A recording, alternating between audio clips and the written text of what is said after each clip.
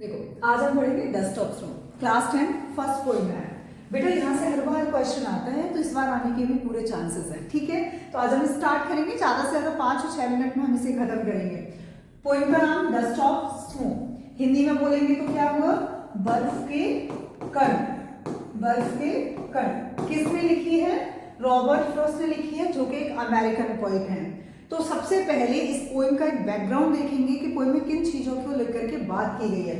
सबसे पहले आता है विंटर डेज, सर्दियों के दिन है, स्नो ऑल अराउंड और चारों तरफ क्या है? बर्फ ही बर्फ है। पोइट जो है वो बहुत ज्यादा सैड फील कर रहा है, वो बहुत ज्यादा डिप्रेस्ड फील कर रहा है। ठीक है, थर्ड पॉइंट आता है कि जो पोइट है वो कहां पर खड़ा हुआ है? हैमलॉक ट्री के नीचे खड़ा हुआ है। सबसे पहले डस्ट ऑफ स्नो, हिंदी में अगर इनको बोलेंगे तो क्या है? बर्फ के कण।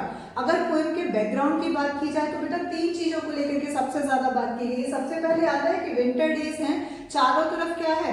बर्फ ही बर्फ है। दूसरा जो है, पोएट जो है वो बहुत ज्यादा डिप्रेस्ड फील कर रहे हैं, और डिप्रेस्ड फील करने के बाद कहां पर खड़े हुए हैं? वो हैमलॉक ट्री के नीचे खड़े हुए हैं। सबसे पहले देखो बेटा, यहाँ पर मेनली 2 शब्दों की बात की गई है। एक है आपका क्रो और दूसरा है आपका हैमलॉक ट्री। अब देखो, आप सबको पता है कि क्रो को भी नेगेटिव साइन माना जाता है और हैमलॉक ट्री को भी नेगेटिव साइन माना जाता है। क्रो जो है ब्लैक इन कलर है, उसकी वॉइस जो वो बहुत ज्यादा हार्श है, उसे कोई भी सुनना पसंद नहीं करता।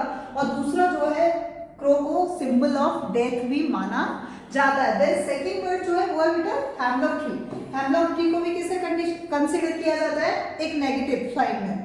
देन ये पॉइजनस ट्री है, बहुत ज्यादा जहरीला पौधा है, इसीलिए इसे भी कोई पसंद नहीं करता। इस पोइम में जो हमको समझना है वो ये है कि किस तरीके से नेचर में जो नेगेटिव चीजें मानी जाती हैं वो पोइट के ऊपर या पोइट के लाइफ में किस तरीके से पॉजिटिव चेंजेस के तौर पर आती है।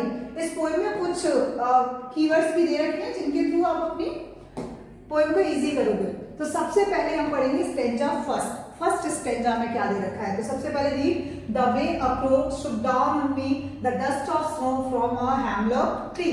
तो आपने देखा सबसे पहले क्रो और दूसरा हैमलॉक ट्री। तो इतना आपके दिमाग में है कि दोनों वे वर्ड्स हैं जिन्हें नेगेटिव कंसीडर किया जाता है। पॉइंट क्या बोलता है कि जिस तरीके से द वे अ क्रो, जिस तरीके से एक कौए ने सुक डाउन ऑन मी, मेरे ऊपर गिराया, द डस्ट ऑफ स्नो, बर्फ के कणों को, फ्रॉम अ हैमलॉक ट्री, एक हैमलॉक ट्री के ऊपर से।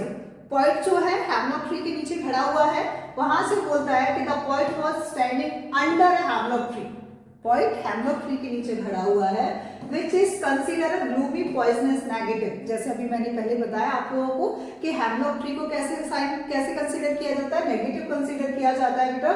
यहाँ पे देन क्रो के which is also symbolise sadness. दूसरा है क्रो, उसको भी किसका सिंबलाइज माना जाता है? सैडनेस का, बहुत ज्यादा दुखी होने का, बैड लक का माना जाता है। सडनली वो क्या करता है? अचानक से हैमलॉक ट्री की जो टहनी है, जो branches है, उन्हें हिलाता है, और उसे हिलाने के बाद बिकॉज ऑफ दिस मूवमेंट, इस मूवमेंट के बाद some light of particle snowfall on the point, point के ऊपर बर्फ के कुछ छोटे छोटे कण गिरते हैं। This movement is very small, ये जो मूवमेंट था वो बहुत ज्यादा छोटा था।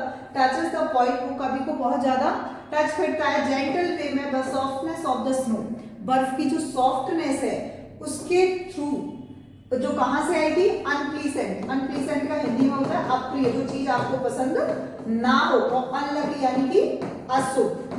अब आप बोलोगे ये दोनों वर्ड कैसे? एक क्रो के लिए यूज हुआ है और एक हैमलॉक ट्री के। जो डस्ट ऑफ पार्टिकल्स पॉइंट के ऊपर गिरे थे वो अनप्लीसेंट और अनलकी, अनलकी वर्ड जो कि क्रो था, और अनप्लीसेंट प्लांट जो कौन सा था? हैमलॉक ट्री थे, वहां से गिरा, begin to affect him positively, उसके लाइफ में वो उसे बहुत ज्यादा पॉजिटिव अफेक्ट करने लगे। देन सेकेंड स्टैंजा जो है वो है हमारा has given my heart a change of mood and saved some part of a day I had rued। ऊपर वाले स्टैंजा, फर्स्ट स्टैंजा में हमने क्या देखा कि किस तरीके से कौए ने पॉइंट के ऊपर डस्ट के पार्टिकल्स गिराए, जिसकी वजह से उसका जो डे था, उसकी जो लाइफ थी, उसमें थोड़े से पॉजिटिव चेंजेस आए। सेकंड वाले में क्या? हैज गिवन माई हार्ट, जिस तरीके से मेरा दिल, अ चेंज ऑफ मूड, उसका जो मूड है वो चेंज हो जाता है, एंड सेव सम पार्ट, और उसका कुछ हिस्सा, दिन का कुछ हिस्सा बचा लेता है। यहाँ द पॉइंट सेज, पॉइंट कहता है दिस टिनी मूवमेंट, ये जो छोटा सा मूवमेंट था, स्नो फॉलिंग ऑन हिम, उसके ऊपर बर्फ का गिरना, चेंज इज मूड कंप्लीटली, उसके मूड को पूरे तरीके से बदल देता है। He was having a very bad day, इससे पहले उसका दिन कैसा निकला था बेटा, बहुत खराब निकला था। And regretting how things were going, और उसे बहुत ज़्यादा रिग्रेट था कि चीज़ें किस तरीके से खराब हो रही थी। But this little natural event, लेकिन ये जो छोटा सा मूवमेंट हुआ था, रिफ्रेश्ड हिम, उसको पूरे तरीके से रिफ्रेश फील कराया and made him feel lighter and happier. अभी स्नो जैसे ही पॉइंट के ऊपर गिरी, पॉइंट को कैसा फील होने लगा, बहुत ज़्यादा लाइट फील हो रहा था, साथ ही साथ वो बहुत हैप्पी फील कर रहा था। So this simple experience save at least some part of the day. Point क्या बोलता है कि मेरा जो थोड़ा कुछ टाइम बच गया था, थोड़ा जो दिन बचा हुआ था वो बच गया, किसकी वजह से, क्रो की वजह से। आगे देखो बेटा, पूरी जो पोएम है उसका सिंबल क्या है, अगर अपन समरी निकालें तो क्या निकलेगा कि ये जो पोएम है ये डिस्क्राइब करती है स्मॉल, छोटी सी अनएक्सपेक्टेड मोमेंट, कभी कभार जिसकी आपको उम्मीद ना हो, वो चीजें भी आपके मूड को क्या कर देती हैं, चेंज कर देती हैं। The point was having a bad day, जो पॉइंट है, पॉइंट यानी कि जो रॉबर्ट फ्रॉस्ट है, उसका जो आधा दिन था वो बहुत बुरा निकला था। But when a crow some light snow from a hemlock tree, लेकिन कौवा जब आता है हैमलॉक ट्री से कुछ डस्ट के पार्टिकल्स उसके ऊपर गिराता है, तो उसका जो मूड है वो कैसा फील करता है, बहुत ज़्यादा चेंज हो जाता है पूरे तरीके से, और उसे रिफ्रेश फील होता है। देन ये जो छोटा सा इंसिडेंट है ये आपको क्या बताता है बच्चा, ये बताता है कि कभी कभार नेचुरल तरीके से भी जो छोटी छोटी चीज़ें होती हैं वो आपके लाइफ में बहुत सारी पॉजिटिव चेंज लेकर के आ सकती हैं। आई होप आपको ये पोएम समझ में आई हो।